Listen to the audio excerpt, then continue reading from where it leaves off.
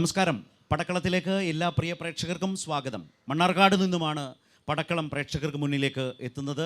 പാലക്കാട് ജില്ലയുടെ പൊതുവായ തദ്ദേശ തെരഞ്ഞെടുപ്പിൻ്റെ രാഷ്ട്രീയാവേശം, വികസന പ്രശ്നങ്ങൾ ചർച്ച ചെയ്ത് അതിൻ്റെ തുടർച്ചയിൽ ഇപ്പോൾ മണ്ണാർക്കാട് നിന്നും എത്തുകയാണ് പടക്കളവുമായി നിങ്ങൾക്ക് മുമ്പിലേക്ക്. നമ്മൾക്കൊപ്പം ഇന്ന് പങ്കുചേരുന്ന മുന്നണി വക്താക്കളെ ആദ്യം പരിചയപ്പെടാം. Shri Arunkumar Palakkurissi, UDF, Shri PM Arsho, LDF, Shri KV Jayan master, NDA.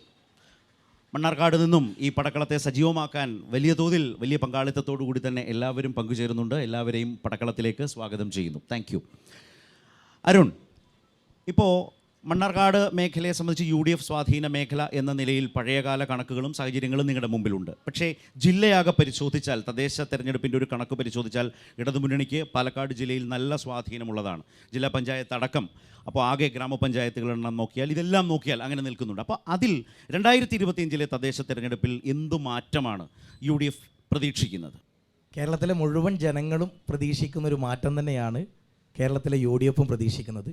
ഇടതുപക്ഷത്തിൻ്റെ ഭരണം തകരുകയും ഐക്യജനാധിപത്യ മുന്നണി അധികാരത്തിലേക്ക് കയറി വരികയും ചെയ്യുന്നൊരു മാറ്റമാണ് കേരളത്തിലെ മുഴുവൻ പഞ്ചായത്തുകളിലും കോർപ്പറേഷനുകളിലും മുനിസിപ്പാലിറ്റികളിലും ഉണ്ടാവാൻ പോകുന്നത്. അതിൻ്റെ മാറ്റമായി പാലക്കാട് ജില്ലയിലെ എല്ലാ പഞ്ചായത്തുകളിലും, മിക്ക ഭൂരിപക്ഷ പഞ്ചായത്തുകളിലും ഐക്യജനാധിപത്യ മുന്നണിയുടെ സ്ഥാനാർത്ഥികൾ ഒന്നിനൊന്ന് ബെറ്ററായ സ്ഥാനാർത്ഥികളാണ്. ഇടതുപക്ഷം ചെയ്ത എല്ലാ കൊള്ളരുതായ്മകൾക്കും എതിരായ ജനവികാരം ഈ വരാൻ പോകുന്ന പഞ്ചായത്ത് തെരഞ്ഞെടുപ്പിൽ ഐക്യജനാധിപത്യ മുന്നണിക്കായിട്ടുണ്ടായിരിക്കും. ജനാധിപത്യ വിശ്വാസികളൊക്കെ അവരുടെ വോട്ട് ഐക്യജനാധിപത്യ മുന്നണിക്ക് അനുകൂലമായിട്ട് ചെയ്യുന്നൊരു സാഹചര്യമാണ് ഉണ്ടാകുന്നത്. മണ്ണാർക്കാടിനെ സംബന്ധിച്ചിടത്തോളം, പ്രത്യേകിച്ച് നേരത്തെ പറഞ്ഞതുപോലെ, ഇത് ഐക്യജനാധിപത്യ മുന്നണിയുടെ ഒരു കോട്ടയാണ്. കോട്ട എന്ന് മാത്രമല്ല, കഴിഞ്ഞ തെരഞ്ഞെടുപ്പിനകത്ത് ഞങ്ങൾ നടത്തിയ വികസന പദ്ധതികൾ ജനങ്ങളിലേക്ക് എത്തിച്ചാൽ ഞങ്ങൾ ചെറിയ ഭൂരിപക്ഷത്തിൽ അധികാരത്തിലേക്ക് വരിക. ഏകദേശം 20+ സ്ഥാനാർത്ഥികൾ വിജയിച്ചു വരുന്നൊരു സാഹചര്യം മണ്ണാർക്കാട് നഗരസഭയിൽ ഉണ്ടാകാൻ പോകുന്നു എന്നുള്ളതാണ് ഇപ്പോൾ വരാൻ. എത്ര വാർഡുകളാണ്? 30 വാർഡുകളാണ് ഇവിടെ ഉള്ളത്. 30 വാർഡുകളിൽ 20-ൽ കൂടുതൽ വാർഡുകളിലേക്ക് സ്ഥാനാർത്ഥികൾ വിജയിക്കാൻ പോകുന്ന സാഹചര്യമാണ് ഇപ്പോൾ നിലവിൽ ഉണ്ടായിക്കൊണ്ടിരിക്കുന്നത്. ആർഷോ, ഈ വിധം ഒരു വെല്ലുവിളി ജില്ലയിലാകെ, മണ്ണാർക്കാട് അടക്കം ഒരു വെല്ലുവിളി LDFിനോ ഉയർത്താൻ UDFിനായിട്ടുണ്ടോ? ആ വെല്ലുവിളിയെ ആ നിലയിൽ കാണുന്നുണ്ടോ? ഇടതുപക്ഷ ജനാധിപത്യ മുന്നണിയെ സംബന്ധിച്ച് ഏറെ ആത്മവിശ്വാസത്തോടെ, ആത്മാഭിമാനത്തോടെ ഞങ്ങൾ നേരിടുന്ന തെരഞ്ഞെടുപ്പാണ് ഈ തെരഞ്ഞെടുപ്പ്. അപ്പോൾ അങ്ങ് തുടക്കത്തിൽ സൂചിപ്പിച്ചതുപോലെ കഴിഞ്ഞ തദ്ദേശ സ്വയംഭരണ സ്ഥാപനങ്ങളിലേക്കുള്ള തെരഞ്ഞെടുപ്പ് പൂർത്തീകരിക്കുമ്പോൾ ജില്ലയിലാകെ വലിയ ഇടതുപക്ഷ മുന്നേറ്റം ഉണ്ടാകുമ്പോഴും ഒരല്പം പരിക്കേറ്റ, ഒരല്പം പുറകോട്ട് പോയ പ്രദേശമാണ് മണ്ണാർക്കാട് പ്രദേശം. എന്നാൽ ഈ തെരഞ്ഞെടുപ്പിൽ അങ്ങനെ ഞങ്ങൾക്ക് സംഭവിച്ച മുഴുവൻ പരിക്കുകളും മാറ്റിക്കൊണ്ട് പൂർവാധികം കരുത്തോടെ മണ്ണാർക്കാട്ട് ഇടതുപക്ഷത്തിൻ്റെ കരുത്ത് തെളിയിക്കുന്ന നിലയിലേക്കുള്ള മുന്നേറ്റം ഡിസംബർ മാസം 13-ാം തീയതി നാട് കാണുമെന്ന ഉറച്ച ആത്മവിശ്വാസത്തോടെയാണ് ഞങ്ങൾ ഈ തെരഞ്ഞെടുപ്പിനെ നേരിടുന്നത്. കേരളത്തിനകത്താകെ ഈ തെരഞ്ഞെടുപ്പ് പ്രഖ്യാപിച്ച ഘട്ടം മുതൽ ഇങ്ങോട്ട് ദൃശ്യമാകുന്ന വലിയ ഇടതുപക്ഷ മുന്നേറ്റമുണ്ട്. ഇടതുപക്ഷത്തോട് നാട്ടിലെ ജനങ്ങളാകെ ചേർന്ന് നിൽക്കുന്നതിൻ്റെ അനുഭവമുണ്ട്. അതിൻ്റെ കാരണം കഴിഞ്ഞ 9.5 വർഷക്കാലം കേരളത്തിലെ ഇടതുപക്ഷ ജനാധിപത്യ മുന്നണി ഗവൺമെൻറ്, ഈ നാട്ടിലെ ജനങ്ങൾ വിശ്വാസപൂർവ്വം വിശ്വാസമർപ്പിച്ച് തെരഞ്ഞെടുത്ത ഗവൺമെൻറ്, ആ ഗവൺമെൻറ് ജനങ്ങൾ അർപ്പിച്ച വിശ്വാസം പൂർണ്ണതോതിൽ കാത്തു സൂക്ഷിക്കാൻ വേണ്ടി കഴിഞ്ഞു. ജനങ്ങൾക്ക് വേണ്ടി ഇടപെടാൻ വേണ്ടി കഴിഞ്ഞു. ഈ നാടിനകത്ത് നടത്തിയിട്ടുള്ള വികസന പ്രവർത്തനങ്ങളാണെങ്കിലും ക്ഷേമ പ്രവർത്തനങ്ങളാണെങ്കിലും ഇവയെല്ലാം തന്നെ ജനങ്ങൾ കാണുന്നുണ്ട്, വിലയിരുത്തുന്നുണ്ട് എന്ന ആത്മവിശ്വാസത്തോടെയാണ് ഞങ്ങൾ ഈ തെരഞ്ഞെടുപ്പ് പോർമുഖത്തേക്ക് ഇറങ്ങിയിട്ടുള്ളത്. ജനങ്ങൾ ഇടതുപക്ഷത്തോടൊപ്പം ചേർന്ന് നിൽക്കുന്ന നിലയുണ്ടാകും. ഈ വികസന പ്രവർത്തനങ്ങൾക്കും ക്ഷേമ പ്രവർത്തനങ്ങൾക്കും ജനങ്ങളുടെ അംഗീകാരമായി തദ്ദേശ സ്വയംഭരണ തെരഞ്ഞെടുപ്പിൻ്റെ റിസൾട്ട് മാറും. കേരളത്തിലാകെ സമാനതകളില്ലാത്ത ഇടതുപക്ഷ മുന്നേറ്റത്തിൻ്റെ ദൃശ്യത നമുക്ക് 13-ാം തീയതി കാണാൻ വേണ്ടി കഴിയും. അതിൻ്റെ തുടർച്ചയിൽ 2026-ൽ നടക്കാൻ വേണ്ടി പോകുന്ന നിയമസഭാ തെരഞ്ഞെടുപ്പിനകത്തും പ്രതിഫലിക്കും എന്നതിലൊരു തർക്കവും സംശയവും വേണ്ട എന്നുള്ളതാണ്. ജയൻ മാസ്റ്റർ, ഇപ്പോൾ പാലക്കാടിനെ കുറിച്ച് BJPയുമായി ബന്ധപ്പെടുത്തി അല്ലെങ്കിൽ NDA മുന്നണിയുമായി ബന്ധപ്പെടുത്തി സംസാരിക്കുമ്പോൾ എല്ലാവരും ആദ്യം പറയുന്നത് പാലക്കാട് നഗരസഭയുമായി ബന്ധപ്പെട്ടാണ്. പക്ഷേ ഇത്തവണ സ്ഥാനാർത്ഥി നിർണയത്തിൻ്റെ ഒരു ഘട്ടം, നഗരസഭാ ഭരണവുമായി ബന്ധപ്പെട്ട് നിൽക്കുന്ന നിങ്ങളുടെ പാർട്ടിയിലെ ഭിന്നത, സ്ഥാനാർത്ഥി നിർണയത്തിൽ അത് പ്രകടമായത്, ചെയർപേഴ്സൺ അടക്കം പല ഘട്ടങ്ങളിലും ആ രൂപത്തിൽ വാർത്തകളിൽ വന്നിട്ടുള്ള സാഹചര്യങ്ങൾ, നേതാക്കൾക്കിടയിലെ ഭിന്നത, ഇത് വലിയ നാട്ടിൽ പാട്ടാണ്. അപ്പോൾ തമ്മിലടിയുമായിട്ടാണോ ഞാൻ നഗരസഭയാണ് കേന്ദ്രീകരിച്ച് ചോദിക്കുന്നത്, പാലക്കാട്ട് BJP ഈ തെരഞ്ഞെടുപ്പിൽ മുന്നോട്ട് പോകുന്നു, പ്രത്യേകിച്ച് നഗരസഭയിൽ? പാലക്കാട് നഗരസഭയിൽ മാത്രമല്ല പാലക്കാട് ജില്ലയിൽ തന്നെ അതിശക്തമായ ഒരു ചരിത്രം തിരുത്തിക്കുറിക്കാൻ ഭാരതീയ ജനതാ പാർട്ടി തയ്യാറെടുത്ത് കഴിഞ്ഞിരിക്കുന്നു. രണ്ട് മുന്നണികളും ഇപ്പോഴും രണ്ട് മുന്നണികളും പറയുന്നത് വികസനം വരണം, വികസനം വരണം, ഞങ്ങൾക്ക് വോട്ട് ചെയ്യണമെന്നാണ്. ഈ രണ്ട് മുന്നണികളുമാണ് ഈ പാലക്കാട് ജില്ലയിൽ മഹാഭൂരിപക്ഷം പ്രദേശങ്ങളും ഭരിക്കുന്നത്. ഇത്രയും കാലം ഭരിച്ചിട്ടും നമ്മുടെ പ്രദേശങ്ങളിൽ വികസനം വന്നിട്ടില്ലെങ്കിൽ എനിക്ക് തോന്നുന്നത് ഈ രണ്ട് മുന്നണികളും പൊതുജനത്തോട് സാഷ്ടാംഗം മാപ്പ് പറഞ്ഞ് തിരിച്ചു പോകണമെന്നാണ് ഭാരതീയ ജനതാ പാർട്ടിക്ക് പറയാനുള്ളത്. പാലക്കാട് നഗരസഭ പൂർവാധികം കൂടുതൽ സീറ്റുകളോട് കൂടിയിട്ട് പാലക്കാട് നഗരസഭയിൽ NDA സഖ്യം ഭരിക്കുമെന്ന് മാത്രമല്ല, ധാരാളം ഗ്രാമപഞ്ചായത്തുകൾ, ചില മുനിസിപ്പാലിറ്റികൾ, ഞാൻ പറഞ്ഞല്ലോ, പാലക്കാട് ജില്ലയിൽ ചരിത്രം തിരുത്തിക്കുറിക്കുന്ന മുന്നേറ്റം ലോകത്തിലെ ഏറ്റവും വലിയ രാഷ്ട്രീയ പ്രസ്ഥാനമായ BJP കൈവരിക്കുമെന്നുള്ള കാര്യത്തിൽ ഒരു തർക്കവുമില്ല, ഒരു സംശയവുമില്ല. ശരി, നിങ്ങളുടെ ഒരു അവസരത്തിലേക്ക് വികസനം വേണം എന്നതിനർത്ഥം കേരളത്തിലും നമ്മുടെ ഈ നാട്ടിലുമൊക്കെ വികസനമില്ല എന്നതാണോ? ഇനിയും കൂടുതൽ വികസിച്ച ഒരു നാട്ടിലേക്ക് കേരളം രാജ്യത്ത് തന്നെ മാതൃകാപരമായി നിൽക്കുന്ന ഒരു സംസ്ഥാനമായി, നാടായി മാറണം എന്നതാണോ വികസനം കൊണ്ട് ഉദ്ദേശിക്കുന്നത്? നിരവധിയായ വിഷയങ്ങൾ നിങ്ങളുടെ കൂടി പങ്കാളിത്തത്തോടെ നമുക്ക് ആരംഭിക്കാം. എവിടെ നിന്നാണ്? എനിക്ക് തുടങ്ങാനുള്ളത് തന്നെ മണ്ണാർക്കാട് ഒരുപാട് തദ്ദേശ തെരഞ്ഞെടുപ്പുകൾ കണ്ടൊരു വ്യക്തിയാണ് ഞാൻ. അപ്പോൾ CPM-ൻ്റെ പ്രതിനിധിയോട്, ഇടതുപക്ഷത്തിൻ്റെ പ്രതിനിധിയോട് എനിക്ക് ചോദിക്കാനുള്ളത്, മണ്ണാർക്കാട് ഒരിക്കലും തന്നെ വളരെ ഏതെങ്കിലുമൊക്കെ വാർഡുകളിൽ മാത്രമാണ് മുൻകാലങ്ങളിലും ഇപ്പോഴും സ്വന്തം ചിഹ്നത്തിൽ തന്നെ CPM തെരഞ്ഞെടുപ്പിനെ നേരിടുന്നത്. ഇത്രയും ആത്മവിശ്വാസം ഇല്ലാതെ ഒരു മുഖംമൂടി ധരിച്ച്, സ്വതന്ത്രൻ്റെ മുഖംമൂടി ധരിച്ച് എന്തുകൊണ്ടാണ് CPM ഈ തെരഞ്ഞെടുപ്പിനെ നേരിടുന്നത്?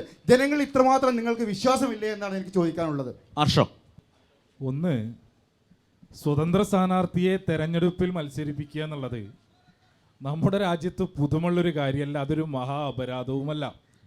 ഇടതുപക്ഷ ജനാധിപത്യ മുന്നണി എല്ലാ കാലത്തും സ്വതന്ത്ര സ്ഥാനാർത്ഥികളെ മത്സരിപ്പിച്ചിട്ടുണ്ട്.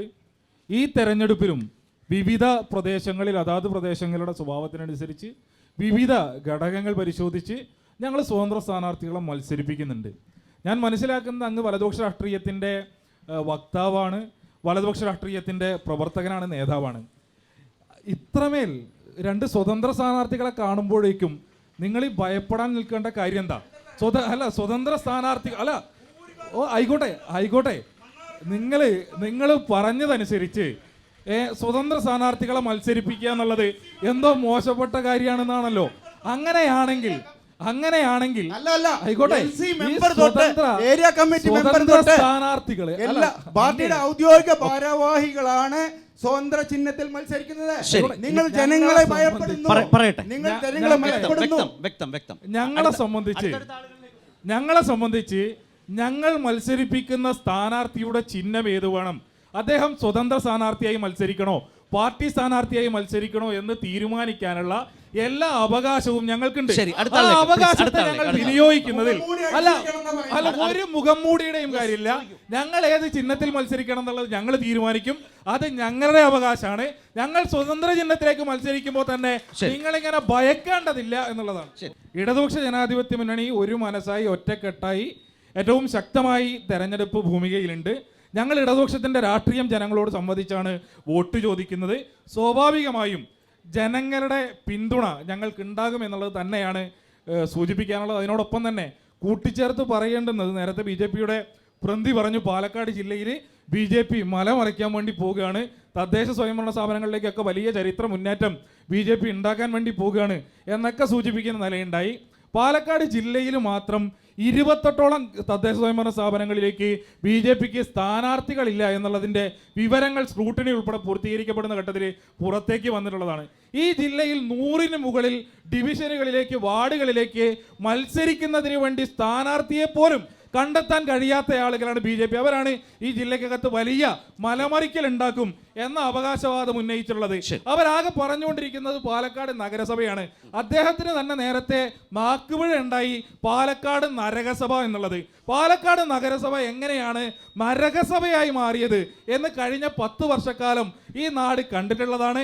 വികസനത്തെ കുറിച്ച് BJP-ക്കാർ പറയുമ്പോൾ ശരി. വികസന മുരടിപ്പെന്ത് എന്നറിയാൻ ഈ ജില്ലയിലെ ഏതൊരാൾക്കും പാലക്കാട് നഗരസഭയുടെ നരകസഭയുടെ പ്രാന്തപ്രദേശങ്ങളിലേക്ക് കടന്നു ചെന്നാൽ ബോധ്യപ്പെടും എന്നുള്ളതാണ്.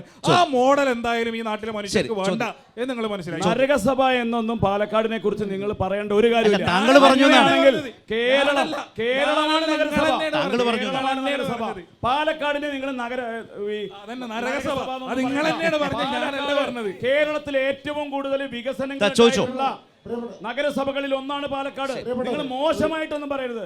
നിങ്ങൾ സംസ്കാര സമ്പന്നമായിട്ട് സംസാരിക്കുക. കാരണം സാറേ, ഞാനല്ല, നിങ്ങൾ തന്നെയാണ് പറഞ്ഞത് നരകസഭ. നമ്മളൊക്കെ ഞങ്ങൾ വികസന മുരടിപ്പിന് വികസന മുരടിപ്പ് എന്നല്ലാതെ എന്താ പറയാ? എന്താ പറയാ? നിങ്ങളെ നഗരസഭ അഴിമതിയുടെ കേന്ദ്രമാക്കി മാറ്റിയ ആളുകളല്ലേ? പാലക്കാട് നഗരസഭ ഏത് റോഡുള്ളത്? നഗരസഭ ഏത് റോഡാണ്? പാലക്കാട് നഗരസഭ പോകാത്ത Yes, ദാ ചോദ്യം. പാലക്കാട് നഗരസഭയിൽ ഏത് റോഡുള്ളത്? ഏത് റോഡുള്ളത്? അവിടെ വികസനമുണ്ട്. ചോദ്യത്തിലേക്ക് ഹർഷോ. 10 Kollam Palakkad okay, okay. BJP നേതാക്കന്മാരുടെ പോക്കറ്റിൽ വികസനം ഉണ്ടായിട്ടുണ്ട്. ശരി, ഇതാ ചോദ്യം.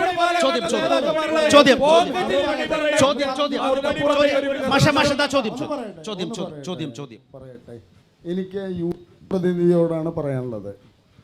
ഇടതുപക്ഷ ജനാധിപത്യ മുന്നണി ഇവിടെ ഭരിക്കുമ്പോൾ അതിൻ്റെ കൃത്യമായ കാര്യങ്ങൾ ഈ നഗരസഭയിൽ നടന്നിട്ടില്ല എന്നുള്ളതാണ് ഈ നഗരസഭയുടെ ഒരു സത്യം.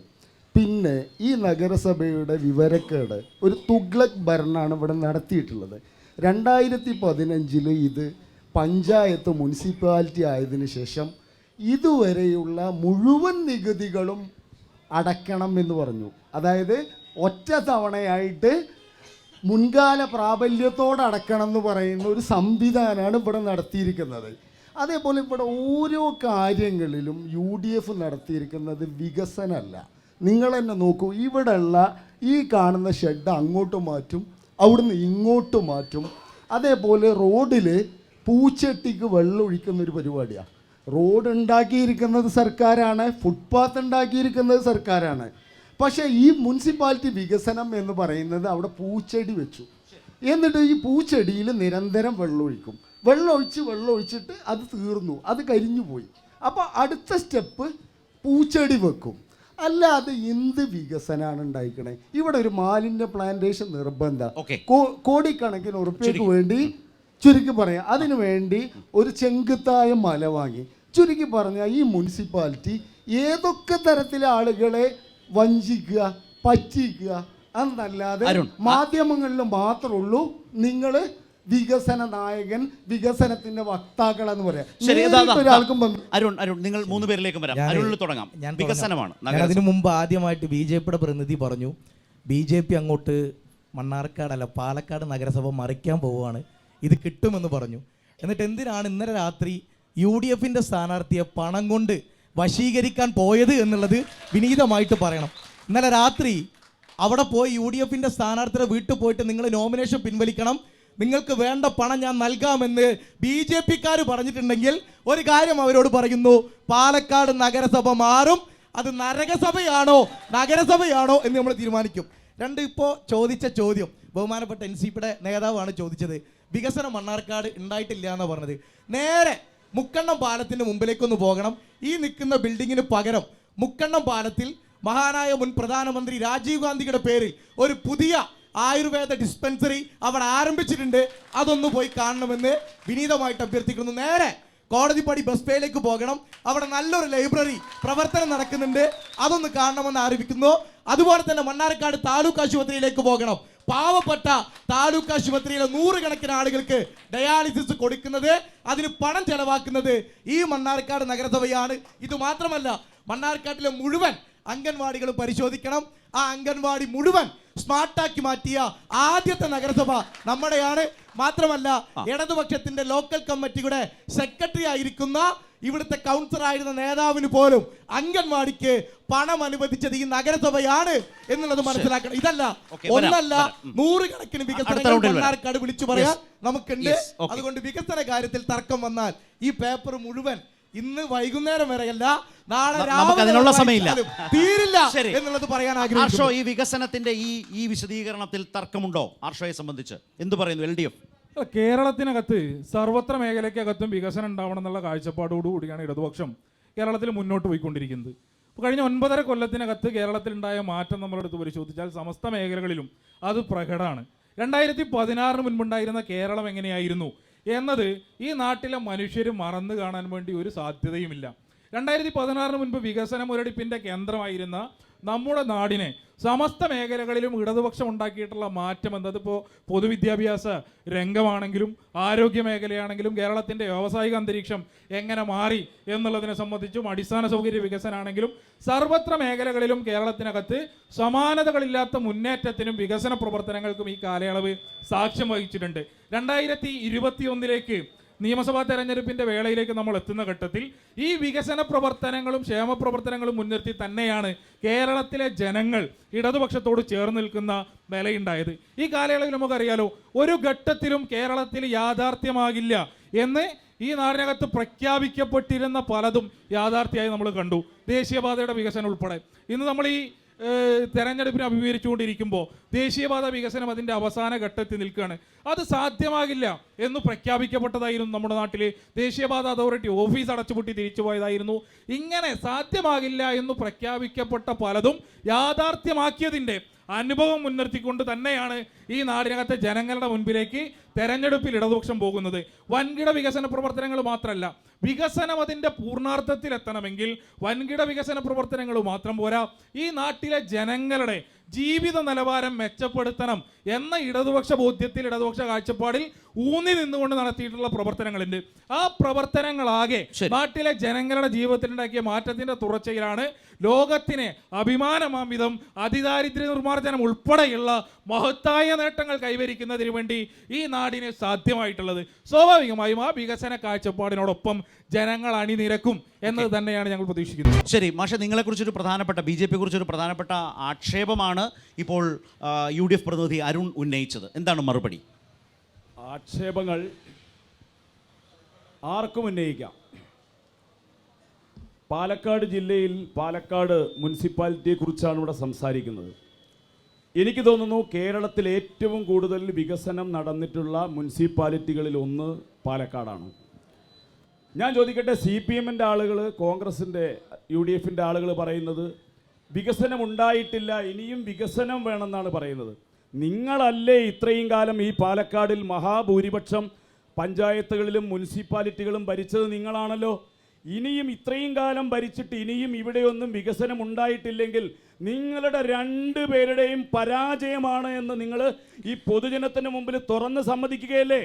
തുറന്ന് സമ്മതിക്കുകയല്ലേ? നേരത്തെ പറഞ്ഞു, ഞാൻ പറഞ്ഞത് കേരളം വികസനത്തിന്റെ കാര്യത്തിൽ ഒട്ടേറെ മുന്നോട്ട് പോയ രാജ്യത്തെ തന്നെ ഒരു സംസ്ഥാനമാണ്. അതിൻ്റെ അടുത്ത പടിയിലേക്ക് പോകണം എന്നാണ് കേരളം ആഗ്രഹിക്കുന്നത്. 2, നിങ്ങൾ UDF സ്ഥാനാർത്ഥിയെ പണം കൊടുത്ത് വശീകരിച്ച് സ്ഥാനാർത്ഥിത്വം പിൻവലിപ്പിക്കാൻ ശ്രമിച്ചു. നിങ്ങൾക്ക് ഇത്ര വലിയ മികവ് നഗരസഭയിലുണ്ടെങ്കിൽ പിന്നെ എന്തിനാണ് അവരുടെയൊക്കെ പുറകെ പോകുന്നത്? ഞങ്ങൾ ഒരു UDF സ്ഥാനാർത്ഥിയെയും പണം കൊടുത്ത് വശീകരിക്കാൻ ശ്രമിച്ചിട്ടില്ല. ഉണ്ടെങ്കിൽ അതിന്റെ തെളിവ് പുറത്തു കൊണ്ടുവരൂ. ദൃശ്യമാധ്യമങ്ങളിലെ തെളിവ് കൊണ്ടുവരൂ.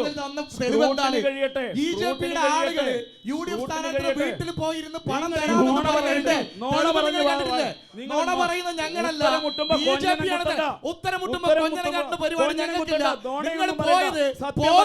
സത്യം പറയും. പോയിട്ടില്ല.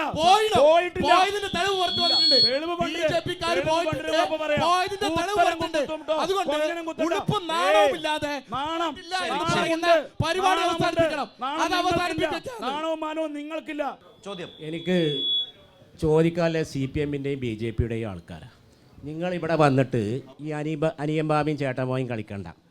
ഇന്ന് ഈ സംസ്ഥാനത്ത് നിങ്ങൾ തമ്മിലുള്ള ബന്ധമൊക്കെ ഞങ്ങൾക്കറിയാം. ഒന്ന് എനിക്ക് പറയാനുള്ളത്, തദ്ദേശ സ്വയംഭരണ സ്ഥാപനങ്ങളുടെ തിരഞ്ഞെടുപ്പാണ്. ഇതൊരു സെമി ഫൈനലാണ്. അടുത്ത് സംസ്ഥാന തിരഞ്ഞെടുപ്പാണ്, നിയമസഭ തിരഞ്ഞെടുപ്പാണ്.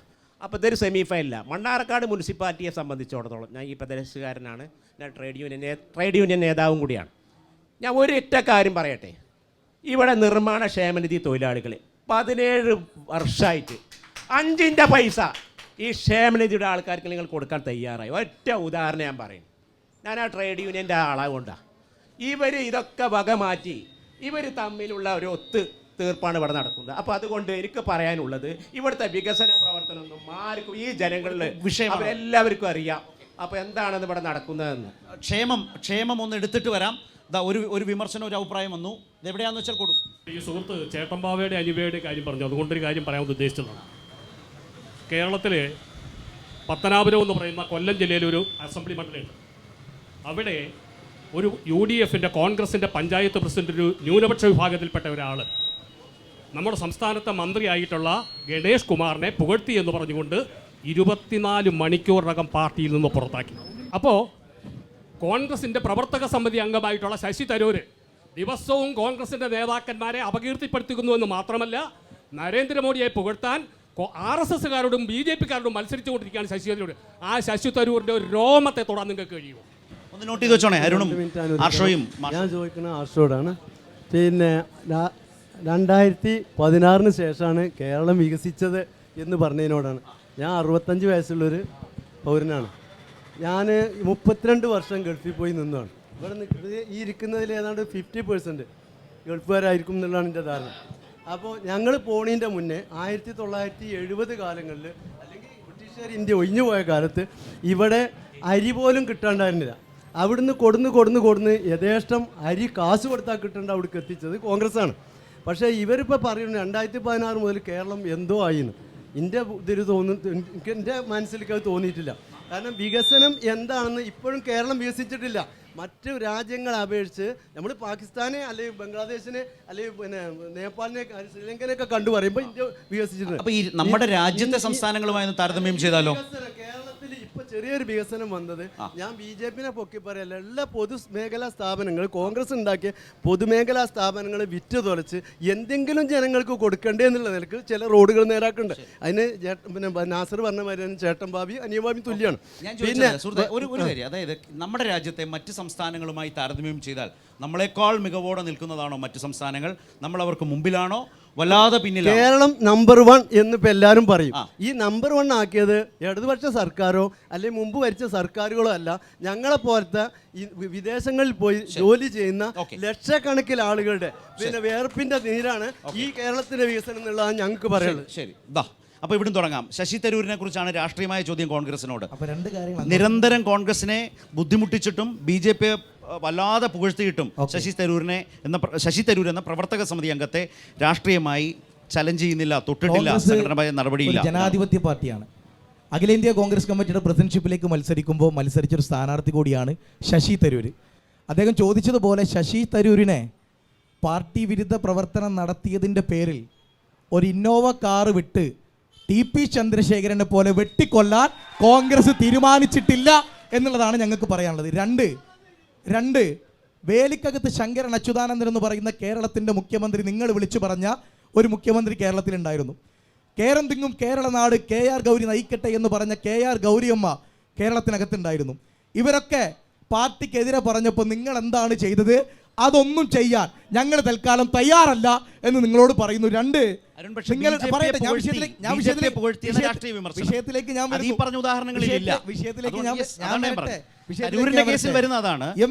മോദിയെയും BJPയെയും ഞാനതിലേക്ക് വരികയാണല്ലോ.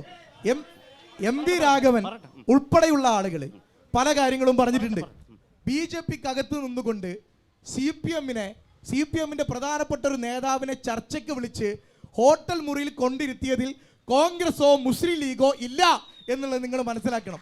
പിന്നെ ശശി തരൂർ പറയുന്നതിനെതിരെ നിലപാടെടുക്കാൻ അഖിലേന്ത്യാ കോൺഗ്രസ് കമ്മിറ്റി തീരുമാനിച്ചിട്ടുണ്ട്. അത് കൃത്യമായിട്ട് നിലപാട് അവർ സ്വീകരിക്കും. ചുരുക്കി വേണം. ഇദ്ദേഹം പറഞ്ഞത് വിശാലമായ ജനാധിപത്യം ഇങ്ങനെ തുറന്നു കിടക്കുന്ന പാർട്ടിയാണ് കോൺഗ്രസ്. അതേ ജനാധിപത്യം എന്തുകൊണ്ട് പത്തനാപുരത്തെ കോൺഗ്രസ് പഞ്ചായത്ത് പ്രസിഡന്റ് കിട്ടിയില്ല? അതാണ് ചോദ്യം. ആ ജനാധിപത്യ പരിഗണന, തരൂരിന് കൊടുക്കുന്ന ജനാധിപത്യ പരിഗണന എന്തുകൊണ്ട് പത്തനാപുരത്തെ കോൺഗ്രസിന്റെ പഞ്ചായത്ത് പ്രസിഡന്റ് കൊടുത്തില്ല? ന്യൂനപക്ഷക്കാരനായ പഞ്ചായത്ത് പ്രസിഡന്റ് എല്ലാ ജനാധിപത്യം പാലിച്ചു കൊണ്ടുനടക്കുന്ന പാർട്ടിയാണല്ലോ CPM. അതുകൊണ്ട് പിന്നെ അവർ പറയുമ്പോഴൊക്കെ അംഗീകരിക്കണം. ജനാധിപത്യ മര്യാദ ഏറ്റവും കൂടുതലുള്ള പാർട്ടിയാണ് CPM എന്നാണ് പറയുന്നത്. അതിന് മറുപടി ഉയർന്നു വന്ന രാഷ്ട്രീയ പ്രശ്നത്തിൽ താങ്കളുടെ കൂടി LDFന്റെ കൂടി സ്റ്റാൻഡ് എന്താണ്? അതായത് ഇന്ന് ഇന്ത്യയിലെ കോൺഗ്രസിന്റെ സ്ഥിതി എന്ത് എന്നുള്ളത് തന്നെയാണ് അരുണോട് പറഞ്ഞത്. ഇവർ അതിനെ വിശേഷിപ്പിക്കുന്ന വിശാലമായ ജനാധിപത്യ പാർട്ടി എന്നുള്ളതാണ്. ആ പാർട്ടിക്കകത്ത് നിന്നുകൊണ്ട് BJPയെ പുകഴ്ത്താം, ആ പാർട്ടിക്കകത്ത് നിന്നുകൊണ്ട് നരേന്ദ്രമോദിയെ പുകഴ്ത്താം, ആ പാർട്ടിക്കകത്ത് നിന്നുകൊണ്ട് സംഘപരിവാർ ആശയങ്ങൾ തലച്ചോറിനകത്ത് പേറാം. ഇതൊക്കെ സാധ്യമായ ഒരു രാഷ്ട്രീയ പാർട്ടിയായി ഇന്ത്യൻ നാഷണൽ കോൺഗ്രസ് മാറി. അതുകൊണ്ടാണ് കേരളത്തിൻ്റെ പ്രതിപക്ഷ നേതാവിന് സവർക്കറുടെയും ഗോൾവാൾക്കറുടെയൊക്കെ ചിത്രം കാണുമ്പോൾ കുനിഞ്ഞു കുമ്പിട്ട് നിൽക്കാൻ തോന്നുന്നത്. അത് ഇവർക്കൊരു വിഷയമല്ല. കാരണം ഇവർക്ക് രാഷ്ട്രീയമില്ല, ഇവർ വിശാലമായ ജനാധിപത്യ പാർട്ടിയാണ്. അതുകൊണ്ടാണ് ഇവരുടെ മുൻ KPCC പ്രസിഡന്റിന് RSSന്റെ ശാഖയ്ക്ക് കാവൽ നിൽക്കാൻ വേണ്ടി ഇങ്ങനെ ത്വരണ്ടായിക്കൊണ്ടിരിക്കുന്നത്. അതും ഇവർക്ക് കുഴപ്പമില്ല, കാരണം വിശാലമായ ജനാധിപത്യ പാർട്ടിയാണ്. ഇവർ പറയാണ് എന്നിട്ട് ഇതൊക്കെ ചെയ്തിട്ട് ഇങ്ങനെ സംഘപരിവാറിനെ പുകഴ്ത്തി RSS ശാഖയ്ക്ക് കാവൽ നിന്ന് ഈ പറഞ്ഞ പോലെ സവർക്കറുടെയും ഗോൾവാൾക്കറുടെയും മുൻപിൽ കുമ്പിട്ടിട്ട് ഇവർ പറയാണ് ചേട്ടൻബാവ അനിയൻബാവയാണെന്ന്. ആരാ പറയുന്നത്? കേരളത്തിലെ കോൺഗ്രസിന് എത്ര മുഖ്യമന്ത്രിമാരുണ്ടായിരുന്നു? കേരളത്തിലെ കോൺഗ്രസിന് 4 മുഖ്യമന്ത്രിമാരുണ്ടായിരുന്നു. ഈ 4 മുഖ്യമന്ത്രിമാരിൽ 3 മുഖ്യമന്ത്രിമാരുടെ മക്കളെയും BJPക്ക് സംഭാവന ചെയ്ത രാഷ്ട്രീയ പ്രസ്ഥാനത്തിന്റെ പേരാ കോൺഗ്രസ്. R ശങ്കരന്റെ മകൻ, K കരുണാകരന്റെ മകൾ, AK ആന്റണിയുടെ ഈ പറഞ്ഞ പോലെ മകൻ ഉൾപ്പെടെ BJPക്ക് നേതാക്കന്മാരെ മക്കളെ സംഭാവന ചെയ്യുന്ന ഒരു ഫാക്ടറി ആയിട്ടുള്ള കോൺഗ്രസ്. ഇനി അപ്പുറത്ത് ഇതിനു മുൻപ് കേരളത്തിനകത്തുണ്ടായിരുന്ന ഉമ്മൻചാണ്ടി ഗവൺമെന്റ് ഉൾപ്പെടെ ഘട്ടത്തിൽ സംഘപരിവാരത്തോട് ചേർന്ന് നിന്ന് ഇവരുടെ ഗവൺമെന്റ് സ്വീകരിച്ച നിലപാടുകൾ, അതിൻ്റെയൊക്കെ അനുഭവങ്ങളും ചരിത്രവും നമ്മുടെ മുൻപിലുണ്ട്. അതിലേക്കൊന്നും ഞാൻ കിടക്കുന്നില്ല. ഈ സംഘപരിവാർ വിധേയത്വത്തിന്റെ ഈ മൃദുഹിന്ദുത്വ സ്വഭാവത്തെ ഇവർ മഹത്തായ ജനാധിപത്യ സംവിധാനം എന്ന് വിശേഷിപ്പിക്കുന്നതിന് ഉൾപ്പെടെ ഈ നാട് കണ്ടുകൊണ്ടിരിക്കുന്നുണ്ട്. രാഷ്ട്രീയമില്ലാത്ത സംഘപരിവാർ വിധേയരായ ഒരാൾക്കൂട്ടമായി ഇന്ത്യയിലെയും കേരളത്തിലെയും കോൺഗ്രസ് അധപ്പതിച്ചു എന്നുള്ളതാണ്. ഏതായാലും മോദിയും തരൂരും കൂടി കണക്ട് ചെയ്യുന്ന ഒരു വിഷയമായതുകൊണ്ട് BJPക്ക് എന്തെങ്കിലും പറയാനുണ്ടോ? BJPയെ സംബന്ധിച്ച് കമ്മ്യൂണിസ്റ്റുകാരായിട്ടുള്ള ആളുകൾ, കോൺഗ്രസ്സുകാരായിട്ടുള്ള ആളുകളൊക്കെ BJP എന്ന് പറയുന്ന വലിയ ഇന്ത്യ രാജ്യം ഭരിക്കുന്ന പാർട്ടിയിലേക്ക് ഒഴുകി വരാൻ വേണ്ടി നിൽക്കുകയാണ്. 100 കണക്കിന് കോൺഗ്രസ്സുകാർ. ഞാൻ ചോദിക്കട്ടെ, ഇന്ത്യ രാജ്യത്തെ ഏറ്റവും വലിയ പ്രസ്ഥാനമായിരുന്നല്ലോ കോൺഗ്രസ്. ആ കോൺഗ്രസിൻ്റെ ഇന്ത്യ രാജ്യത്ത് ഇന്നത്തെ അവസ്ഥികളൊന്ന് പരിശോധിക്കുക. വെറുതെ കൂക്കി വിളിച്ചിട്ടൊന്നും കാര്യമില്ല. സത്യം നെഞ്ചത്ത് കൈവച്ചുകൊണ്ട് പരിശോധിക്ക്. തകർന്ന് തരിപ്പണമായില്ലേ കോൺഗ്രസ്? ഇന്ത്യ രാജ്യത്ത് ഈ കേരളം കൂടെ കഴിഞ്ഞ, തെലങ്കാനയും കഴിഞ്ഞ ഈ ഇന്ത്യ രാജ്യത്ത് കോൺഗ്രസ് എവിടെയാ? CPM വലിയ വായിൽ നുണ പറയുന്ന പാർട്ടി. ഞങ്ങൾക്ക് ബംഗാൾ 33 വർഷം ഭരിച്ചു, ത്രിപുര ഇത്രയും കാലം ഭരിച്ചു. എവിടെ? ബംഗാളിലെ ഇന്ന് ഒരു MLA പോലും ജയിപ്പിക്കാൻ കഴിയില്ല. ത്രിപുരയില് മുഖ്യമന്ത്രി ഉണ്ടായ 20 വർഷത്തോളം ത്രിപുരയിൽ അവർ ഭരിച്ചതാണ്. ഇന്ന് ത്രിപുരയിൽ ഒരു പഞ്ചായത്ത് ഒരു മെമ്പറെ പോലും ജയിപ്പിക്കാൻ കഴിയില്ല. അല്ല, അപ്പൊ BJP ഈ തരൂരിനെ കാണുന്നത് എങ്ങനെയാണ്? തരൂര് ഈ പറഞ്ഞ വിധത്തിൽ തരൂർ നിങ്ങളുടെ അടുത്തേക്ക് വരുന്നു എന്നാണോ BJP കാണുന്നത്? തരൂര് നിങ്ങളുടെ അടുത്തേക്ക് വരുന്നു എന്നാണോ BJP വിലയിരുത്തുന്നത്? തരൂരിനെ പോലെയുള്ള ദേശീയ കാഴ്ചപ്പാടുള്ള നേതാക്കന്മാര്, 100 കണക്കിന് നേതാക്കന്മാര് BJPയിലേക്ക് വരും. അതിൽ ആർക്കും അസൂയ വേണ്ട, വരും. എവിടേക്കാണ് ചോദ്യം? പൊതുവായി ശരി, പറഞ്ഞോളൂ. 3 പേരോടും ചോദ്യമുണ്ട്. ആദ്യത്തെ ചോദ്യം അരുൺകുമാറിനോടുള്ള ചോദ്യം. അരുൺകുമാർ ഇവിടെ ഒരു ഇന്നോവ കാറിൻ്റെയും TPയുടെയും പേര് പറഞ്ഞു. അപ്പോൾ കോൺഗ്രസ് വളരെ സമാധാനത്തിൻ്റെ പാർട്ടി എന്നുള്ള നിലക്കാണ്, അല്ലെങ്കിൽ കൂടെ നിന്ന് പോയ ആളുകളെ കൊലപ്പെടുത്തും CPM എന്നുള്ള നിലക്കാണ് പറഞ്ഞത്. കേരളത്തിലെ ഇന്ത്യൻ നാഷണൽ കോൺഗ്രസിൻ്റെ ചരിത്രം എഴുതിയ മനുഷ്യൻ്റെ പേരാണ് മൊയാരത്ത് ശങ്കരൻ. ആ മൊയാരത്ത് ശങ്കരനെ ആരാണ് കൊന്നത്? ഇവിടുത്തെ കോൺഗ്രസ്സാണ്. ഹനീഫ പച്ചള്ളം, മധു ഈച്ചരത്ത്, അതുപോലെ തന്നെ ലാൽജി കൊള്ളന്നൂർ, വിവിധ ഗ്രൂപ്പുകളുടെ ഭാഗമായി നിന്നതിൻ്റെ പേരിൽ കോൺഗ്രസിൻ്റെ പ്രവർത്തകർ വെട്ടിക്കൊന്നതാണ്. അപ്പോൾ ലാൽജിയുടെയും മധുവിൻ്റെയും ഹനീഫയുടെയും മൊയാരത്ത് ശങ്കരൻ്റെയും ഒക്കെ ആത്മാക്കൾ ഇതിൻ്റെ മുകളിൽ നിൽക്കുന്നുണ്ടെങ്കിൽ ഇപ്പോൾ അരുൺകുമാർ പറഞ്ഞത് കേട്ട് അവർ ചിരിക്കും. കാരണം ഏറ്റവും സമാധാനത്തിൻ്റെ വക്താക്കൾ എന്ന് പറയുന്നത് ഇവരുടെ പ്രവർത്തനം അതാണ്. രണ്ടാമത്തെ ചോദ്യം അരുൺകുമാറിനോടാണ്. ആ ചോദ്യം ഉള്ളത്. ചോദ്യം ഇതാണ്: വയനാട് മുണ്ടക്കൈ ചൂരൽമല ദുരന്തമുണ്ടായപ്പോൾ DYFI 25 വീട് പ്രഖ്യാപിച്ചു. ഒരു വീടിന് സർക്കാർ കണക്കാക്കിയ 20 ലക്ഷം രൂപ കണക്കിലെടുത്ത് 100 വീട് വെക്കാനുള്ള 20 കോടി രൂപ DYFI കൊടുത്തു. അതിന് മണ്ണാർക്കാട് ബ്ലോക്ക് കമ്മിറ്റി കൊടുത്ത തുക എന്ന് പറയുന്നത് 20,18,300 രൂപയാണ്. എന്ന് പറഞ്ഞാൽ ഒരു വീട് വെക്കാനുള്ള പൈസ. യൂത്ത് കോൺഗ്രസിൻ്റെ വിവിധ മണ്ഡലം കമ്മിറ്റികൾ എൻ്റെ അറിവിൽ വിവിധ ചലഞ്ചുകൾ നടത്തിയിട്ടുണ്ട്. എൻ്റെ നാട്ടിലെ ഒരു കുട്ടി സൈക്കിൾ വാങ്ങാൻ വെച്ച പണത്തിൻ്റെ കുടുക്കെടുത്ത് കൊണ്ടുപോയിട്ടുണ്ട്. കോട്ടോപ്പാടത്ത് വലിയ ബിരിയാണി ചലഞ്ച് നടത്തിയിട്ടുണ്ട്. തെങ്കര മണ്ഡലത്തിൽ വലിയ സാരി ചലഞ്ച് നടത്തിയിട്ടുണ്ട്. ഇങ്ങനെ ലക്ഷക്കണക്കിന് രൂപ കളക്ട് ചെയ്തിട്ടുണ്ട്. അതിൽ എത്ര രൂപയാണ് നിങ്ങൾ കളക്ട് ചെയ്തത്? എത്ര രൂപയാണ് സംസ്ഥാന കമ്മിറ്റിക്ക് കൊടുത്തിട്ടുള്ളത് എന്നതിൻ്റെ കണക്ക് പറഞ്ഞാൽ മതി. രണ്ടാമത്തെ ചോദ്യം ആർഷോയോടാണ്. കഴിഞ്ഞ 9.5 കൊല്ലക്കാലത്തിനിടയ്ക്ക് 4,13,000 ആളുകൾക്ക് പട്ടയം കൊടുത്ത ഗവൺമെൻറ്റാണ്. 5.5 ലക്ഷത്തിലധികം വരുന്ന ആളുകൾ കുടുംബങ്ങൾക്ക് ലൈഫ് പദ്ധതിയിൽ വീട് കൊടുത്ത ഒരു സർക്കാരാണ് ഇവിടെയുള്ളത്. 62 ലക്ഷം വരുന്ന മനുഷ്യർക്ക് 2000 രൂപ പ്രതിമാസം പെൻഷൻ കൊടുക്കുന്ന ഒരു ഗവൺമെൻറ്റാണ് ഇവിടെ ഉള്ളത്. 948 സർക്കാർ ഹൈസ്കൂളുകൾക്ക് പുതിയ കെട്ടിടം പണിത ഒരു സർക്കാരാണ് ഇവിടെ ഉള്ളത്. 45,000 ക്ലാസ് മുറികൾ സ്മാർട്ട് ക്ലാസ് റൂമുകളാക്കിയ ഒരു സർക്കാരാണ് ഉള്ളത്. ആയിരക്കണക്കിന് കിലോമീറ്റർ റോഡുകളും പാലങ്ങളൊക്കെ. ഇനി അടുത്ത 5 വർഷത്തേക്ക് നിങ്ങൾക്ക് ഭരണം കിട്ടിയാൽ നിങ്ങൾ ഈ നാട്ടിൽ നടപ്പിലാക്കാൻ ഉദ്ദേശിക്കുന്ന ക്ഷേമ വികസന പ്രവർത്തനങ്ങൾ എന്തൊക്കെയാണ്? BJP പ്രതിനിധിയോട് ഒറ്റ ചോദ്യമുള്ളൂ. ഈ രാജ്യത്തിൻ്റെ പൊതു ആരോഗ്യസ്ഥിതി എടുക്കുമ്പോൾ കേരളത്തിലാണ് ഏറ്റവും പൊതുജനാരോഗ്യ സംവിധാനം ഏറ്റവും മികച്ചായി നിൽക്കുന്നത്. എനിക്ക് അദ്ദേഹത്തോട് ചോദിക്കാനുള്ള, അദ്ദേഹത്തിൻ്റെ പാർട്ടിക്കാരും അവരുടെ നേതാക്കളും പറയുന്നത് പോലെ ഗോമൂത്രം കുടിച്ചാലോ ചാണകം കഴിച്ചാലോ കോവിഡ് മാറുമെന്ന് അദ്ദേഹം വിശ്വസിക്കുന്നുണ്ടോ എന്ന് മാത്രമാണ് അദ്ദേഹത്തോട് ചോദിക്കാനുള്ളത്. അവസാനത്തെ ഒരു ചോദ്യമായി പോയി. അരുൺ, ഇതിലിപ്പോൾ ആർഷോ നേരത്തെ പറഞ്ഞ കാര്യം, ഇന്ത്യയിലെ RSSനെ നേരിടാൻ CPMനെ കഴിയൂ എന്ന രീതിയിൽ അദ്ദേഹം പറഞ്ഞത്. ഇന്ത്യയിലെ കമ്മ്യൂണിസ്റ്റ് പാർട്ടി ഉള്ള ഏക സംസ്ഥാനം കേരളമാണ്. കേരളത്തിൽ നിന്നുകൊണ്ട് ഇന്ത്യയിലെ മുഴുവൻ സംസ്ഥാനത്തെയും RSSനെ നേരിടാൻ പോകുന്ന ഒരു പാർട്ടി ഞങ്ങളുടെയാണെന്ന് പറയുന്ന ആദ്യത്തെ പാർട്ടിയുടെ നേതാവാണ് പ്രിയപ്പെട്ട ആർഷോ. രണ്ടാമത്തെ കാര്യം, അവരുടെ ബംഗാൾ പോയി, അവരുടെ ത്രിപുര പോയി. ഇപ്പോൾ ഞാൻ നേരത്തെ ഒരു ചർച്ചയിൽ പറഞ്ഞ പോലെ തമിഴ്നാടിൻ്റെ ബോർഡർ എത്തിയ, കേരളത്തിൻ്റെ ബോർഡർ കഴിഞ്ഞാൽ, അതുപോലെ തന്നെ തൊട്ടപ്പുറത്ത് കിടക്കുന്ന തെലങ്കാനയിലെത്തിയ, അതല്ലെങ്കിൽ വേറൊരു സംസ്ഥാനത്ത് എത്തിക്കഴിഞ്ഞാൽ ഇവരുടെ നേതാവിന് ഒരൊറ്റ പേരേ ഉള്ളൂ, പ്രിയപ്പെട്ട രാഹുൽ ഗാന്ധി. വേറൊരു നേതാവിന്റെ പേര് CPMനില്ല തൽക്കാലം. ഇപ്പൊ ഇവർ പറയുന്നത് ചാനൽ ചർച്ചയിൽ കേരളത്തിൽ വന്നാൽ പറയും, ഇവർ പറയുന്ന കാര്യം എന്താ, കോൺഗ്രസ് ശരിയല്ല, കോൺഗ്രസ് മോശക്കാരാണ് എന്ന് പറയും. പക്ഷെ രാജ്യത്ത് എവിടെയെങ്കിലും ഇവരുടെ മുഖ്യമന്ത്രിക്ക് പോകണമെങ്കിൽ, കർണാടകത്തിന്റെ മണ്ണിൽ മുഖ്യമന്ത്രി പോകാൻ തീരുമാനമെടുത്തു. RSS പറഞ്ഞു CPMന്റെ മുഖ്യമന്ത്രി വന്ന കാല് വെട്ടുമെന്ന് പറഞ്ഞു. അവിടെ അന്നത്തെ മുഖ്യമന്ത്രി ആയിരുന്ന കോൺഗ്രസിന്റെ മുഖ്യമന്ത്രി സിദ്ധരാമയ്യ പറഞ്ഞു കേരളത്തിന്റെ മുഖ്യമന്ത്രിക്ക് വരാം. ഒരു RSSകാരനും CPMന്റെ മുഖ്യമന്ത്രിയുടെ ദേഹത്ത് തൊടില്ല എന്ന് പറഞ്ഞത് കോൺഗ്രസിന്റെ മുഖ്യമന്ത്രി ഉള്ളത് കൊണ്ടാണ്. ഈ സുഹൃത്ത് ചോദിച്ച ചോദ്യമുണ്ട് താങ്കളോട് നേരിട്ട്.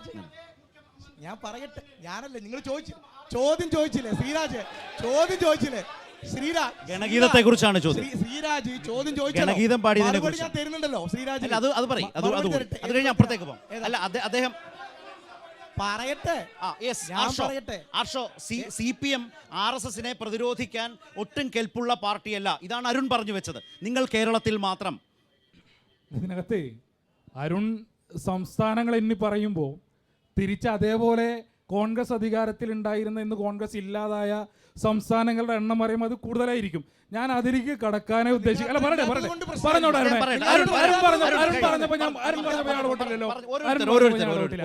ഞാൻ ആ ഒരു കണക്കിലേക്ക് കടക്കുക എന്നുള്ളതല്ല എൻ്റെ ഉദ്ദേശം. ഞാൻ ഉയർത്തിയ രാഷ്ട്രീയ വിമർശനമാണ്. ഇന്ത്യയിലെ കോൺഗ്രസ് ഇല്ലാതായി പോകണം എന്ന അഭിപ്രായമുള്ള ആളല്ല ഞാൻ. എൻ്റെ രാഷ്ട്രീയ പാർട്ടിക്കും ആ അഭിപ്രായം ഇല്ല. കോൺഗ്രസ് RSSനെ പ്രതിരോധിക്കാൻ മുന്നിട്ടിറങ്ങിയാൽ അതിനകത്ത് സന്തോഷം എന്നുള്ളതല്ലാതെ അതിൽ പ്രയാസമുള്ള ഒരാളുമല്ല ഞാൻ. എന്നാൽ ഇന്നത്തെ ഇന്ത്യയിൽ സംഘപരിവാരത്തിനെതിരെ പൊരുതേണ്ടുന്ന, RSSനെതിരെ സങ്കോചമില്ലാത്ത നിലപാട് സ്വീകരിക്കേണ്ടുന്ന കോൺഗ്രസ്, അവർ സ്വീകരിക്കുന്ന നിലപാടാണ് ഞാൻ നേരത്തെ എണ്ണി പറഞ്ഞത്. ഒരു നാട്ടിലെ ഒരു സംസ്ഥാനത്തെ, കേരളം പോലും സംസ്ഥാനത്തെ പ്രതിപക്ഷ നേതാവ് സവർക്കറേയും ഗോൾവാൾക്കറേയും കാണുമ്പോൾ കുമ്പിടുന്നു. ഈ രാഷ്ട്രീയവും വെച്ച് എങ്ങനെയാണ് കോൺഗ്രസ് സംഘപരിവാരത്തെ പ്രതിരോധിക്കുക? നേരത്തെ പറഞ്ഞു, ഈ കർണാടകയിലെ മുഖ്യമന്ത്രി സിദ്ധരാമയ്യയെ സംബന്ധിച്ച് RSSന്റെ ഗണഗീതം ഇമ്പത്തോടെ പാടിക്കൊണ്ടിരിക്കുന്ന സിദ്ധരാമയ്യയുടെ രാഷ്ട്രീയം എങ്ങനെയാണ് സംഘപരിവാരത്തെ പ്രതിരോധിക്കാൻ സാധിക്കുക? നിലവിൽ ഇവർ സ്വീകരിച്ചുകൊണ്ടിരിക്കുന്ന, നേരത്തെ തരൂരിന്റെ ഉൾപ്പെടെയുള്ള കാര്യങ്ങൾ പറഞ്ഞു, നിലവിൽ ഇവർ ആവർത്തിച്ച് സ്വീകരിച്ചുകൊണ്ടിരിക്കുന്ന സംഘപരിവാരത്തിന് വിധേയപ്പെട്ട മൃദുഹിന്ദുത്വ നിലപാടുമായി സംഘപരിവാരത്തെ പ്രതിരോധിക്കാൻ കഴിയില്ല എന്നുള്ളതാ പറഞ്ഞത്. നിങ്ങളെ രാഷ്ട്രീയ പോരായ്മ തിരുത്താൻ വേണ്ടി തയ്യാറാകണം എന്നുള്ളതാണ് പറഞ്ഞത്. അല്ലാതെ കോൺഗ്രസ് ഇവിടെ ഇല്ലാതാവണം എന്നല്ല. ഇനി എനിക്ക് ഇതിനിടയിൽ വളരെ എളുപ്പത്തിൽ ആ വയനാട്ടിൽ നിന്ന് രക്ഷപ്പെട്ടു പോകാൻ വേണ്ടിയിട്ട് ആരും ശ്രമിച്ചു. അങ്ങനെ പോലെ പറഞ്ഞല്ലേ ശ്രീരാജല്ല വിഷയം മാറ്റിയത്. ഞാൻ പറയാന്ന് പറഞ്ഞല്ലോ, അതെന്ത് പറയാന്ന് മടി. ഞാൻ കേരളത്തിലെ ആരോഗ്യം ഒരു മിനിറ്റ്, കേരളത്തിലെ ആരോഗ്യ മേഖല നമ്പർ 1 ആണെന്നൊക്കെ എല്ലാവരും പറയുന്നുണ്ട്.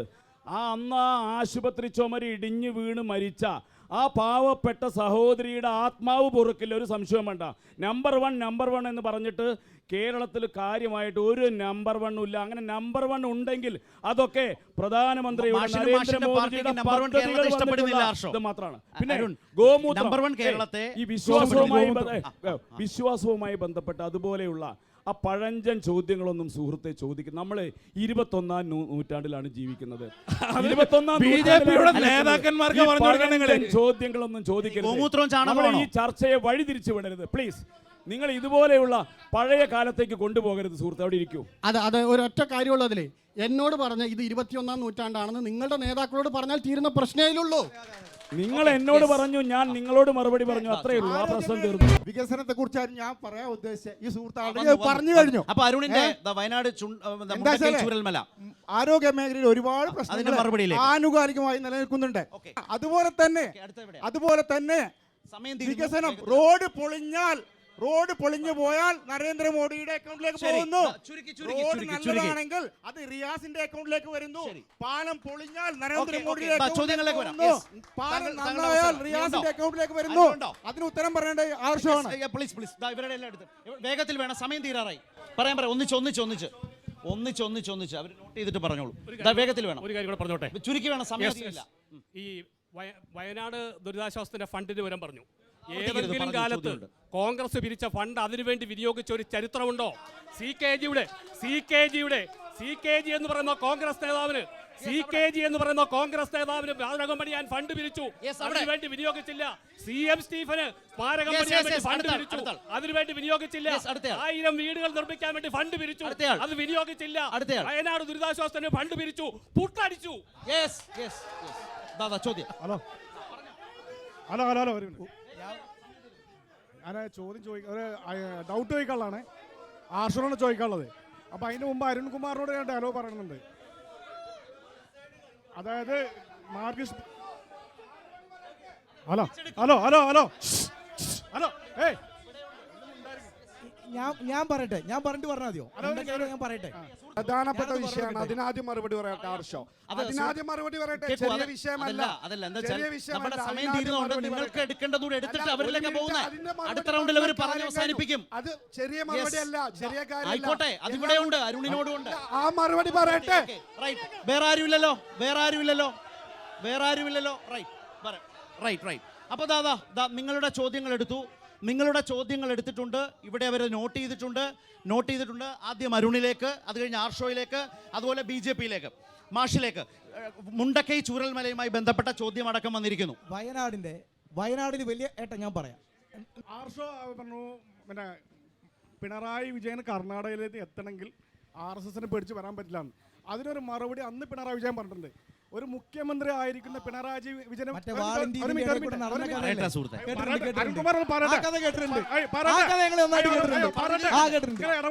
രാഷ്ട്രീയക്കാരനല്ലോ. പിണറായി വിജയൻ പറഞ്ഞ ഒരു മിനിറ്റ്.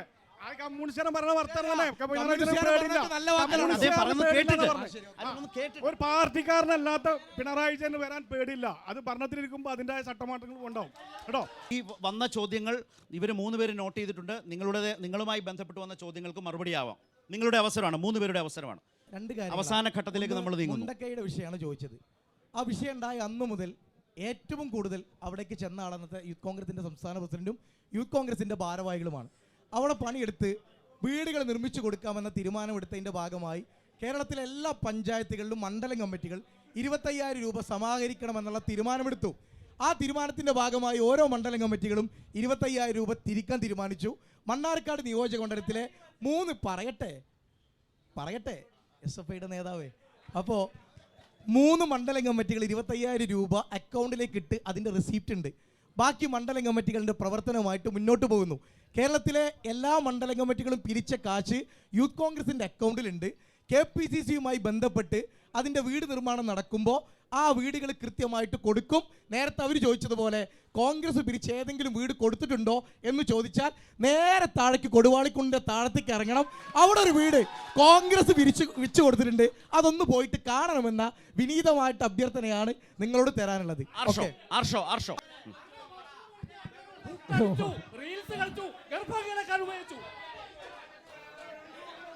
എവിടെ കൊടുത്തു? പിരിച്ച പൈസ എവിടെ? മുഖ്യമന്ത്രിക്ക് കൊടുത്ത പൈസ എവിടെ? ആരുടെ അക്കൗണ്ടിലാണ് ആ പൈസ എവിടെ? ഒരു മിനിറ്റ് ശ്രീരാജ്, ഒരു വീട് നിർമ്മിക്കാൻ എത്ര രൂപയാ?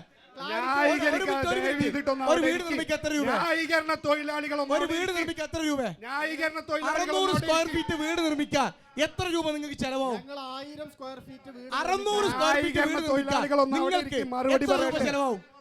മറുപടി പറയട്ടെ. ന്യായീകരണ തൊഴിലാളികളൊന്നും അവിടെ ഇരിക്ക്. ചോദ്യം വളരെ കൃത്യമാണ്. ഡിവൈഎഫ്ഐയുടെ മണ്ണാർക്കാട് ബ്ലോക്ക് കമ്മിറ്റി 20,18,300 രൂപ പിരിച്ചു കൊടുത്തിട്ടുണ്ട്. നിങ്ങൾ പറയുന്നത് നിങ്ങളുടെ യൂത്ത് കോൺഗ്രസിന്റെ ബ്ലോക്ക് കമ്മിറ്റി ആകെ പിരിച്ചു കൊടുത്തത് 75,000 രൂപ മാത്രമാണ് എന്നാണ് നിങ്ങൾ പറയുന്നത്. യൂത്ത് കോൺഗ്രസിന്റെ ബൂത്ത് പ്രസിഡന്റുമാർ തോർത്തി വിരിച്ചിരുന്നാൽ ഇതിനേക്കാൾ കൂടുതൽ പൈസ കിട്ടും. ലക്ഷക്കണക്കിന് രൂപ പിരിച്ചിട്ട് 75,000 രൂപ കൊടുക്കാതിരുന്ന പൈസ വീട്ടിൽ കൊണ്ടുവയ്ക്കുന്ന ഏർപ്പാട് ഞങ്ങൾക്ക് ലാഭം.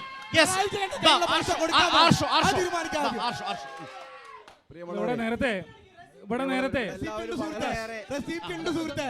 റെസിപ്റ്റ് ഇല്ലാതെ പൈസ പിരിക്കാൻ പോയിട്ടില്ല യൂത്ത് കോൺഗ്രസ്. റെസിപ്റ്റ് ഇല്ലാതെ പിരിക്കാൻ പോയിട്ടില്ല. ഇവിടെ നേരത്തെ ശ്രീരാജ് പറഞ്ഞു മണ്ണാർക്കാട് ബ്ലോക്ക് കമ്മിറ്റി എത്ര രൂപ ഇതുമായി ബന്ധപ്പെട്ട് പിരിച്ചു എന്നുള്ളതിനെ സംബന്ധിച്ച്. കേരളത്തിലെ 200-ന് മുകളിലുള്ള ഡിവൈഎഫ്ഐയുടെ ബ്ലോക്ക് കമ്മിറ്റികൾ, കേരളത്തിലെ മുഴുവൻ മേഖലാ കമ്മിറ്റികൾ, കേരളത്തിലെ മുഴുവൻ യൂണിറ്റ് കമ്മിറ്റികൾ, കേരളത്തിലെ 14 ജില്ലാ കമ്മിറ്റികളും കേരളത്തിലെ ഡിവൈഎഫ്ഐയുടെ സംസ്ഥാന കമ്മിറ്റിയും റീബിൽഡ് വയനാട് ക്യാമ്പയിനുമായി ബന്ധപ്പെട്ട് സമാഹരിച്ച തുക അണുവിട വ്യത്യാസമില്ലാതെ പൊതുജനങ്ങളുടെ മുൻപിൽ കണക്ക് ബോധിപ്പിച്ചിട്ടാണ് ഞങ്ങൾ ആ ക്യാമ്പയിൻ പൂർത്തീകരിക്കുകയും പണമടക്കുകയും ചെയ്തിട്ടുള്ളത്. ഇന്നും കേരളത്തിലെ യൂത്ത് കോൺഗ്രസിനെ സംബന്ധിച്ച് അവർ സംസ്ഥാനാടിസ്ഥാനത്തിൽ എത്ര തുക സമാഹരിച്ചു എന്ന് പൊതുസമൂഹത്തിന് മുൻപിൽ വെക്കാൻ വേണ്ടി കഴിഞ്ഞിട്ടില്ല. 14 ജില്ലാ കമ്മിറ്റികൾ എത്ര തുക സമാഹരിച്ചു എന്നുള്ളതിനെ സംബന്ധിച്ച് അതാത് ജില്ലാ കമ്മിറ്റികളുടെ അധ്യക്ഷന്മാർക്ക് പോലും ധാരണയില്ല.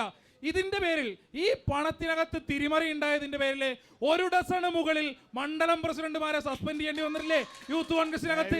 ഇനി ഇവർ തിരിച്ചില്ല. പറയട്ടെ സുഹൃത്തെ, ഈ നിലയിൽ ഇവർ പണം നാട്ടുകാരുടെ പേരിൽ വയനാട്ടിലെ ദുരന്തം പറഞ്ഞുകൊണ്ട് മനുഷ്യരുടെ കണ്ണുനീര് പറഞ്ഞുകൊണ്ട് സമാഹരിച്ച പണം പുട്ടടിച്ചില്ല എന്ന് ഇവർ പറയുന്നു. സമീപകാലത്ത് പാലക്കാട് ജില്ലയുടെ തന്നെ വിവിധ ഭാഗങ്ങളിൽ നിന്ന് പുറത്തേക്ക് വരുന്ന വാർത്തകൾ വ്യക്തമാക്കുന്നത് അവർ ആ പിരിച്ച പണം പുട്ടടിച്ചില്ല, മറിച്ച് ബാംഗ്ലൂര്, ഡൽഹിയിലെ, ഹൈദരാബാദിലെ, മുംബൈയിലെ ചില പഞ്ചനക്ഷത്ര ഹോട്ടലുകളുടെ മേശവിരിപ്പിനകത്തേക്ക് ആ പണം എത്തി എന്ന് ഈ നാട്ടിലെ പൊതുസമൂഹം കരുതിയാൽ തെറ്റ് പറയാൻ വേണ്ടി കഴിയില്ല. ആ നിലയ്ക്ക് ദുരന്തം പറഞ്ഞ് പിരിച്ച പണം കൊണ്ടുപോയി കണ്ട ഈ പറഞ്ഞവർക്ക് ഗർഭം കലക്കുന്ന ക്ലിനിക്കിൽ കൊണ്ടുപോയി പണം കൊടുക്കുന്ന നിലയിലേക്ക് ഒരു മിനിറ്റ് ഞാൻ പറയാം. ഞങ്ങൾ എന്തായാലും നാട്ടുകാരിൽ നിന്ന് പിരിച്ച് വീട് കയറ്റി കൊടുക്കാൻ പറഞ്ഞിട്ടുണ്ട്. അത് കയറ്റി കൊടുക്കുക, അവിടെ നിൽക്കട്ടെ. എന്തായാലും എറണാകുളം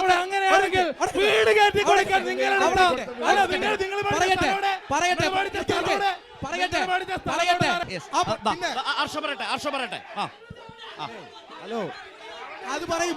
അത് പറഞ്ഞിട്ടൊക്കെ തന്നെ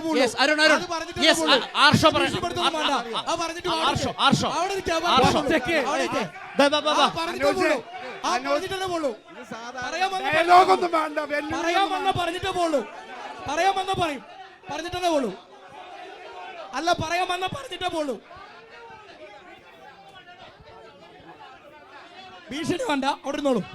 പറയാനുള്ള പറയാം, ഭീഷണി വേണ്ട, അവിടെ സംഘർഷമായിരിക്കുമല്ലോ. 700 കോടി പിരിച്ച കണക്ക് ഹർഷ പറയട്ടെ. വെറുതെ കോൺഗ്രസിന്റെ കാര്യത്തിലല്ല, ഈ കാര്യം പറയാം. 700 കോടി മുഖ്യമന്ത്രിയുടെ ദുരിതാശ്വാസ നിധിയുമായി ബന്ധപ്പെട്ട് അതിലെ ഓരോ രൂപ ചെലവഴിക്കുന്നതും പബ്ലിക് ഓഡിറ്റിങ്ങിന് വിധേയമാണ്, പബ്ലിക് ഡൊമൈനിലുള്ള കണക്കാണ്. അത് ഏതൊരു മനുഷ്യനും, സാമാന്യ ബോധമുള്ള ഒരു മനുഷ്യനെ മുഖ്യമന്ത്രിയുടെ ദുരിതാശ്വാസ നിധിയുമായി ബന്ധപ്പെട്ട കണക്ക് വെറുതെ ഒന്ന് ഗൂഗിൾ ചെയ്ത് തർക്കവും വേണ്ട. നിങ്ങൾ നാട്ടിലെ മനുഷ്യന്റെ കണ്ണുനീര് വിറ്റ് കട്ട പണത്തിന്റെ കാര്യം പറഞ്ഞു. രണ്ട് മുന്നണികളും അല്ലേ ഈ ചർച്ച മുന്നോട്ട് പോകുമ്പോ സുഹൃത്തെ പൂർത്തിയാക്കിക്കോളൂ. അവസരം തരൂ സുഹൃത്തെ. പൂർത്തിയാകും അല്ലേ ഈ ചർച്ച മുന്നോട്ട് പോകുമ്പോൾ വളരെ വളരെ സങ്കടം തോന്നുന്നു. എൻഡിഎയുടെ കാഴ്ചപ്പാട് പറഞ്ഞാൽ മതി. ഈ എൻഡിഎയുടെ കാഴ്ചപ്പാട് രണ്ട് മുന്നണികളും കള്ളന്മാരാണ് എന്ന് പരസ്പരം തുറന്ന് സമ്മതിക്കുകയാണ്. ₹1 പ്രത്യേക പാക്കേജ് കൊടുക്കാത്തവരാണ് കേന്ദ്ര സർക്കാർ. ₹1 പ്രത്യേക പാക്കേജ് കൊടുത്തിട്ടില്ല. തുറന്ന് സമ്മതിക്കുകയാണ്. കേരളത്തിന്റെ പൊതുസമൂഹത്തിന്റെ മുമ്പിൽ ഈ രണ്ട് മുന്നണികളും പരസ്പരം തീവെട്ടിക്കൊള്ള നടത്തി നാടുകയാണ്.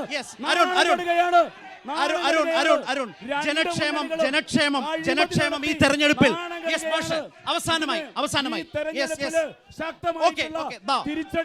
ശരി. ബിജെപിയുടെ എൻഡിഎയുടെ ഫൈനൽ കൺക്ലൂഷൻ അതാണ്. നിങ്ങൾ രണ്ടുപേരുടെ അവസരം. നിങ്ങൾക്ക് ജനക്ഷേമവും വികസനവും ഈ തെരഞ്ഞെടുപ്പിലെ വെല്ലുവിളിയാണോ? ചുരുക്കി വേണം. രാഷ്ട്രീയ പ്രതീക്ഷ. ജനക്ഷേമം ഇടതുപക്ഷ ജനാധിപത്യ മുന്നണി അവസാന കാലഘട്ടത്തിൽ പെൻഷൻ കൊടുത്തു എന്നല്ലാതെ ഒരു പദ്ധതി നടപ്പിലാക്കാൻ ഇടതുപക്ഷ ജനാധിപത്യ മുന്നണിക്ക് കഴിഞ്ഞിട്ടില്ല. ഞങ്ങൾ തുടങ്ങി വെച്ച പദ്ധതിയിൽ പെയിന്റ് അടിക്കല്ലാതെ മറ്റൊരു പരിപാടി നടത്താനും ഇടതുപക്ഷത്തിന് കഴിഞ്ഞില്ല. ഒരു കാര്യം കൂടി, എന്തായാലും പിതാവില്ലാത്ത അങ്ങനെ പലയിടങ്ങളിലും പോയി കുട്ടികളെ ഉണ്ടാക്കി കലക്കിയ നേതാവിന്റെ ശിഷ്യനാണ് ഞാൻ എന്നുള്ളതിനകത്ത് ഒരു തർക്കവുമില്ല.